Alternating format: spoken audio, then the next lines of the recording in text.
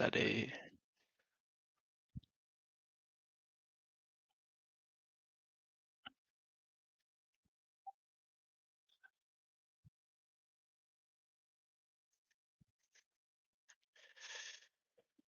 Ja, vi har round of 16, vores første match.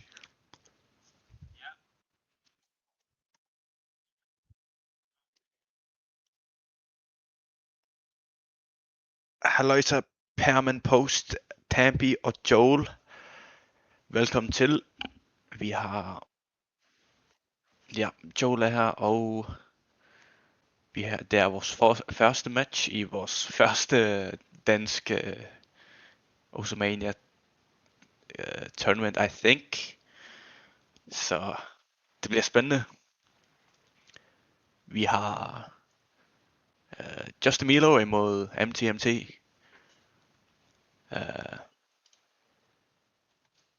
Og vi venter bare på, at de kommer i lobby og sådan noget.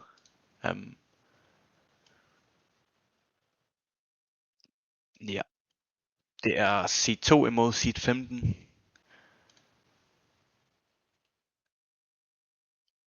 Så ja, vi venter bare til at de gør sig klar og sådan noget.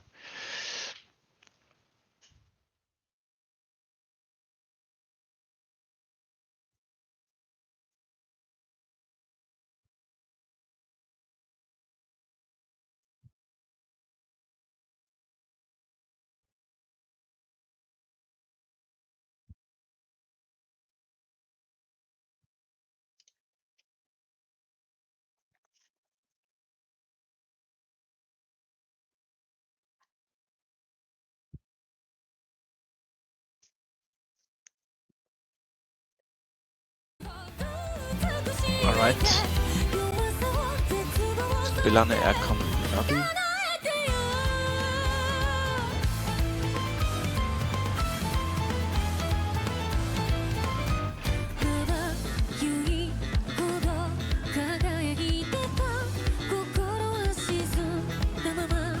Alright, MT valgte Burnt Rice, Hybrid 1.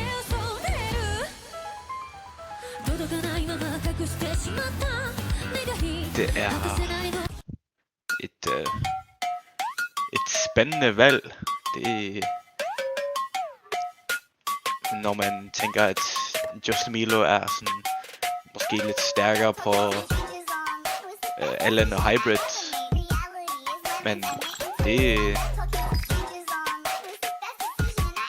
det er meget interessant at se på.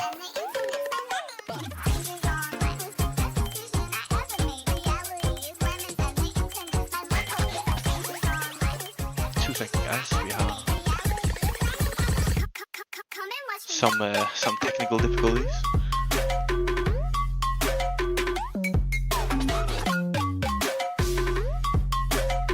We back. I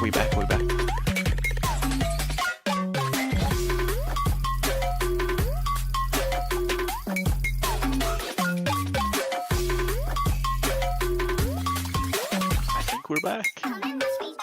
We are so back.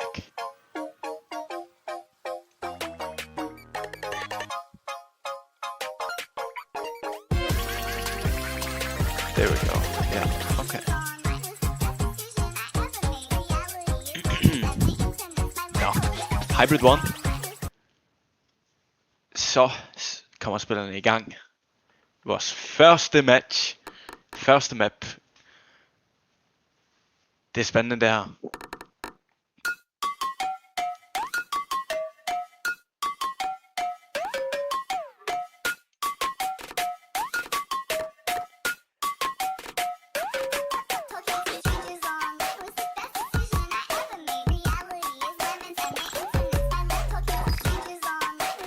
Ud fra starten, så shuffler de lidt imellem,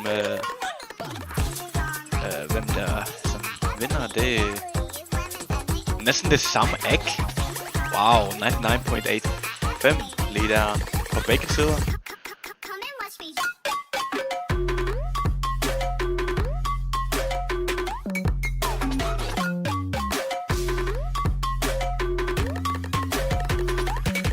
Wow, det er meget godt, hvordan... Hold on. Faktisk, jeg tror, vi har lidt problem her.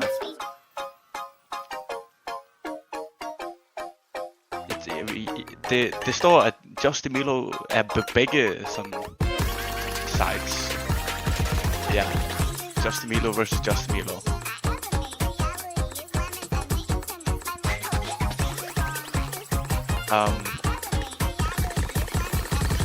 Hold on, guys. Wait, what? Okay. Okay, vi er i gang med at fikse det. Giv os 2 sekunder. Sådan der. Det må vi undskylde for. Det... Nå, men nu er vi i gang.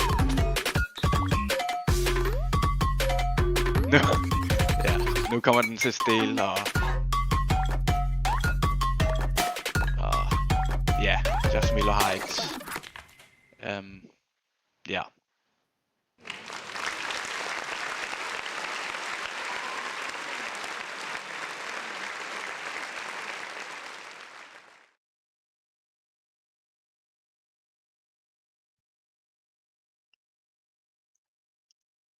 Ja, Just Emilio tager MTMT's pick.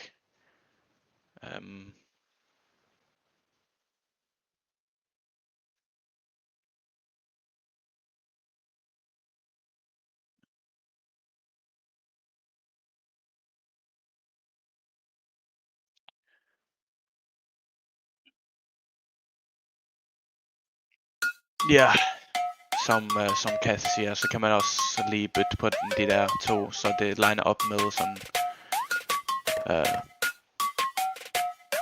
overlay. Så, ja.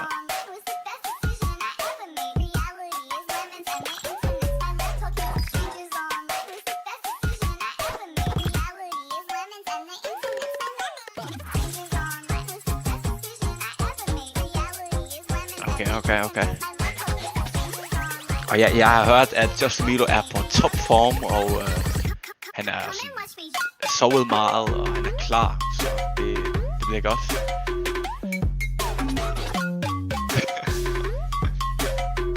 Just Emilio vælger LN2. Okay, Tokyo Ghetto. Det er et forventet pick fra ham. Det er hans playstyle, så...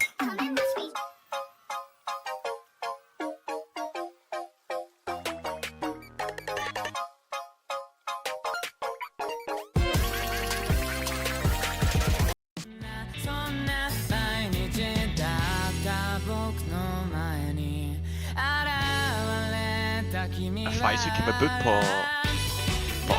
det der client, så de liner op med overlay.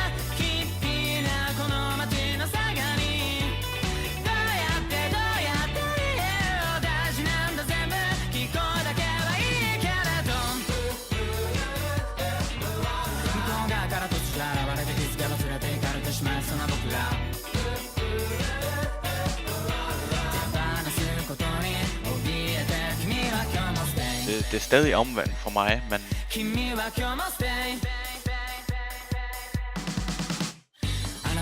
Ja, altså det at de er på venstre side, mens overlay siger, at han...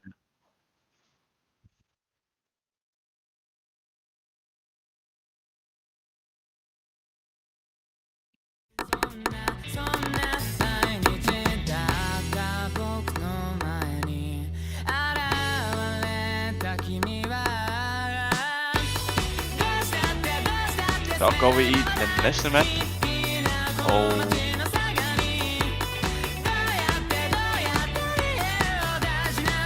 jeg ikke lige... Ja, sådan der. Ja, nu er MT bare sådan der. MT var den første til at droppe et miss i starten. Det kommer til at lære lidt. Det giver Emil lidt room til at wiggle i, og man kommer til at misse en gang.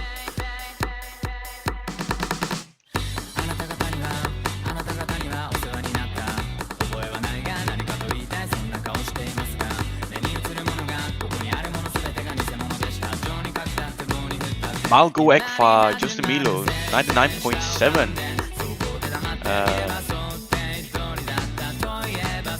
Han holder meget stærkt. MT spiller ikke dårligt, han holder 1000 combo, det er meget godt.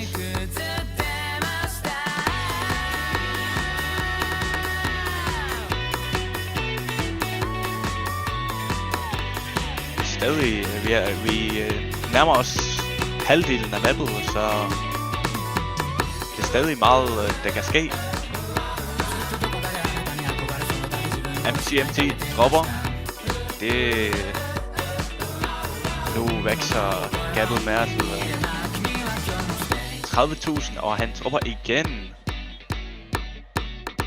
ned til 98,2%.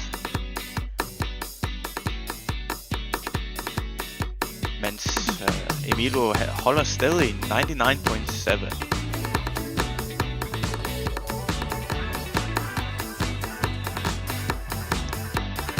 Kører igen den her chill-sektion her. Men det her Alliance, altså det er svært til at release på. Det er lidt tricky Alliance det her. Det må jeg sige. MT dropper igen. Og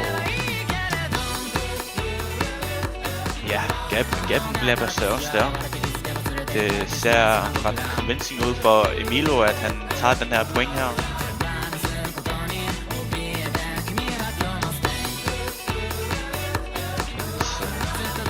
Vi rammer den sidste del her på mappet.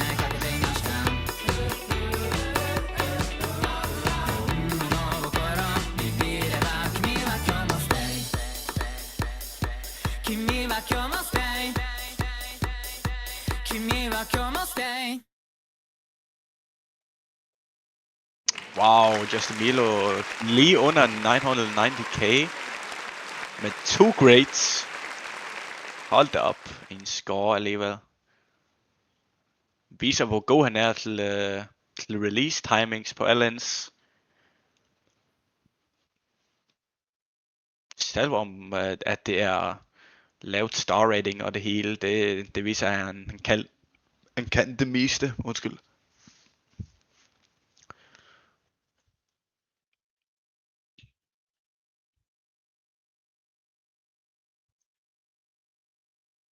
Så 2-0 til Emilio. Vores første match, round of 16. Nu er det MT's valg.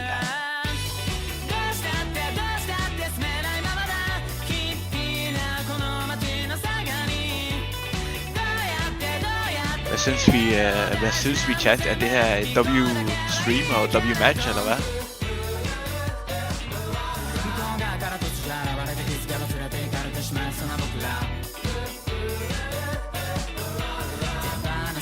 Rise 2 bliver valgt fra MT.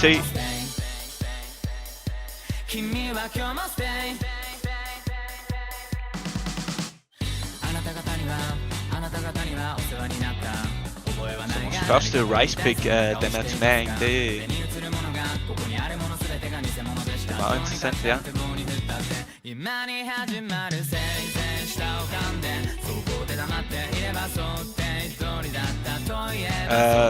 Nej, det er ikke flere matches i dag, Joe. Men det bliver 5 matches i morgen, så det skal I glæde jer til.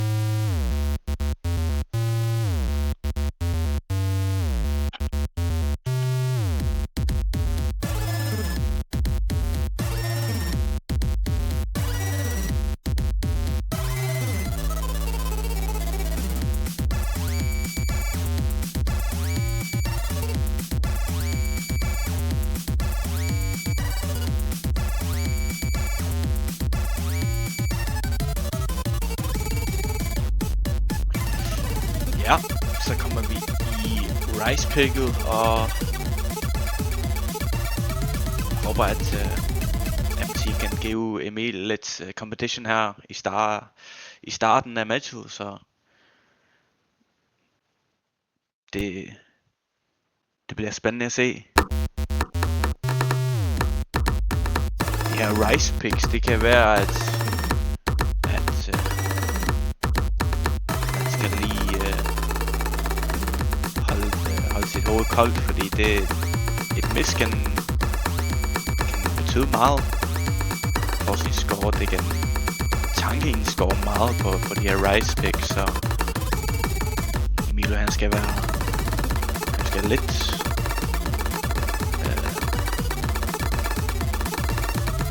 være lidt safe og spille på en safe måde. Man skal passe på sin combo her.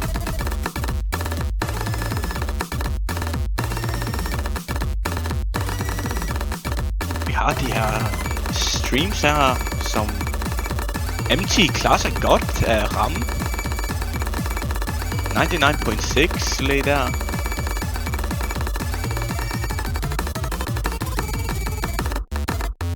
Begge spillere holder stadig combo over halvdelen af mappet. Det er meget interessant her. Alt kan ske her.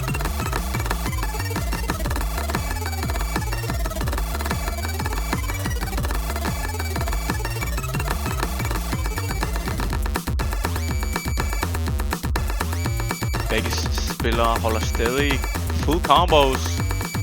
Emilio næsten 99.9. Meget god accuracy.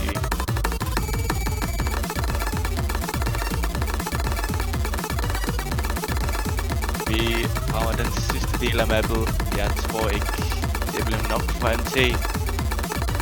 Men ja. Det er et godt attempt fra MT. Stadig, altså det er et meget fint score fra begge spillere. Full combos fra begge sider, og wow, Emil. 995k. What a score. V1SS fra Emil.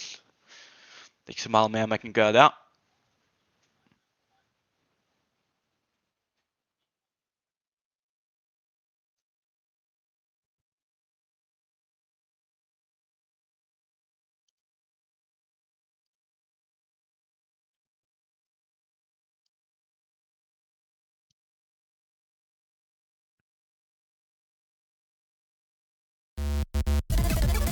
Vi har Just Emilio, som skal vælge map nu.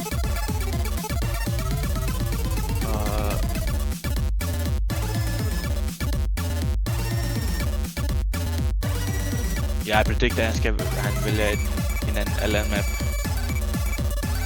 Ja, det gør han.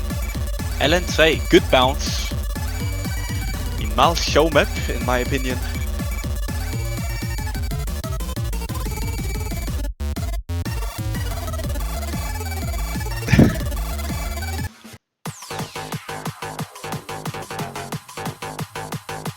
Ja, Just Emilio giver MT ingen mercy. Vælger bare Allan maps. At tvinge MT at spille sine weaknesses.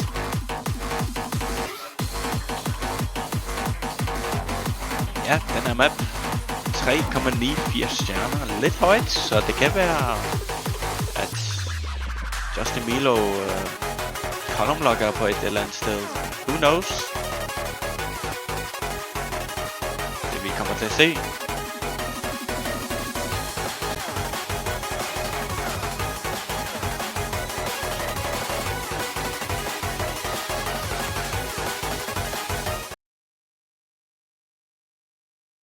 Så går vi i gang.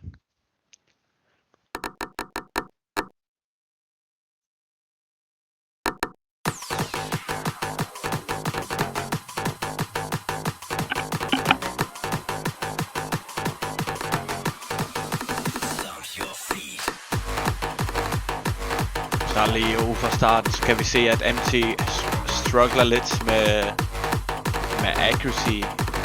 Allans, og han tropper. Det kommer til at ramme hans score meget. Det ser ikke godt ud for MT fra starten her. Når vi rammer kvart-delen af mappet. Et andet drop fra MT. Mens Emilio her holder 99.5. meget god accuracy for at det er alle den map.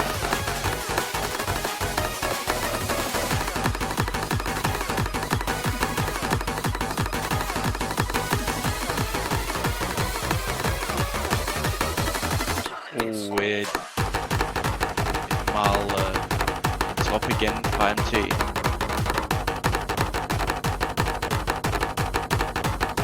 Nu se om han kan holde over 98 accuracy. Det bliver spændende at se, mens Emilo holder 99.6 accuracy. Det er ikke meget man kan gøre mod det.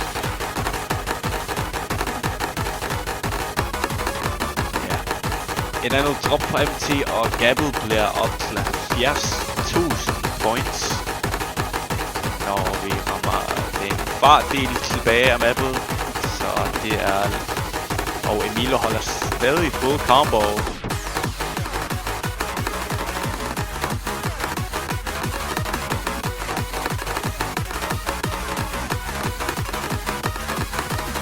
Det er sådan meget svært. Klar combo, synes jeg. Jeg havde det svært med at kunne komme den her. Men ja. En anden point, som Emilo får nu. Og nu er det en match point for seed nummer 2, Just Emilo.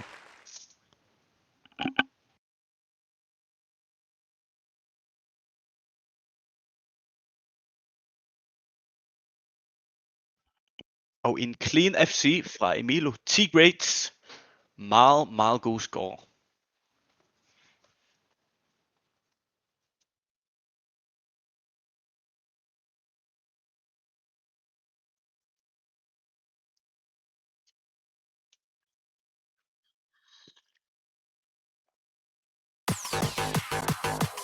Rise 1. Jumpstream pick. Meget sjov map i min mening. Det bliver spændende at se om MT kan om han kan holde op med Emilo på den her pick, den sidste. Ja.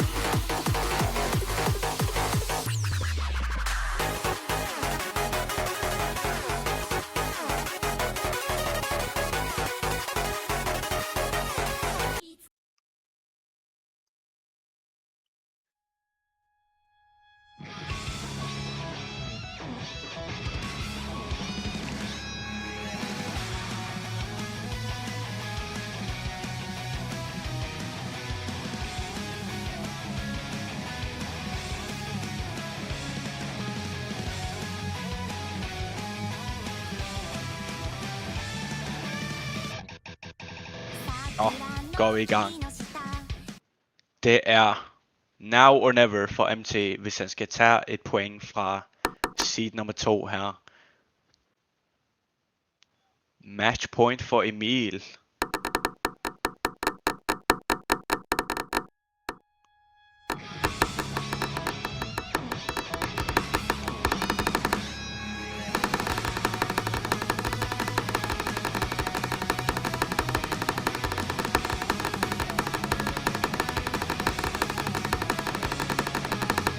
Det ser godt ud fra begge sider i starten her. Begge holder combo stille og roligt her.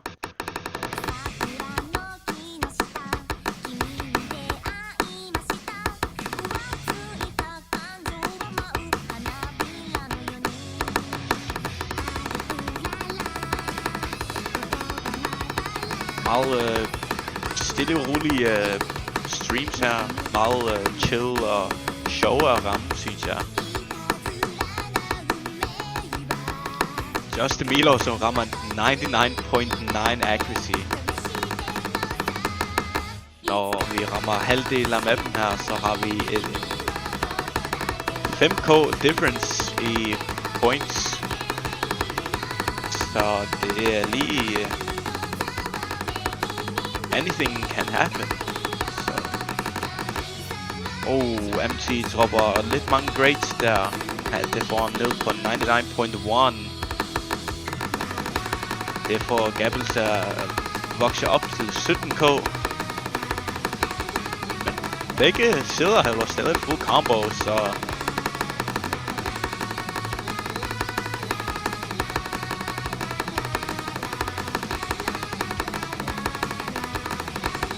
Men nu rammer vi altså den sidste del her.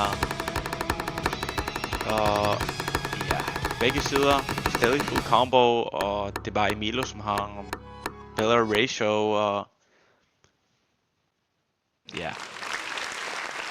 Det bliver et win til Emilo med en V1SS choke med 1 grade. Men et godt performance fra MTMT alligevel, det... Som en seed nummer 15, det var godt spillet. Det...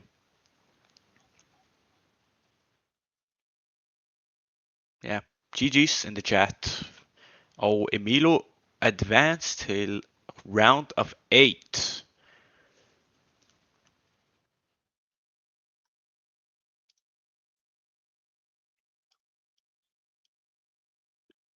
Og så er det 5 kampe i morgen.